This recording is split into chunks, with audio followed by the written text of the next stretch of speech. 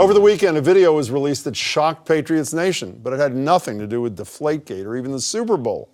WGBH's Edgar B. Herrick III explains. It was perhaps the greatest moment for the storied New England Patriots in an already banner 2015. And no, I'm not talking about that big game that they won back in February, or this ebullient celebration that followed on snowy Boylston Street. No, I'm talking, of course, about this. That rare moment when your team's single most important player, your 3-time Super Bowl MVP, jumps off a cliff on his summer vacation. Based on the Twitter buzz, you'd think that an entire region of football fans was cowering as they watched, their hearts in their collective throat. But hitting the streets, we found Patriots Nation to be a far more nuanced bunch, as diverse and varied as the city their team represents. We met Danny, your typical superfan, still sporting his Brady pride well into the offseason. Predictably, he gives number 12 the stamp of approval. He's enjoying the perks of life, be able to go out and enjoy yourself a little bit. There was Sean, a classic Tom's not doing anything I wouldn't do type fan. He can weather it. He's a tough guy.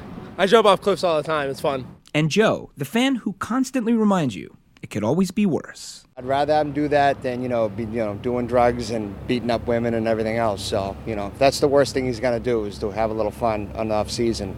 I'm all for it. We also came to learn that in a lot of ways, Patriots Nation is sort of like a family. There was Jason, the loyal brother, convinced Tom's friends made him do it. He knows that Gronk's, laying down the challenge. So, I think Gronk had a little to do with this. That argument doesn't sway Neil, the disappointed father fan. If I were Bob Kraft, I probably wouldn't be happy, or Belichick, I wouldn't be happy.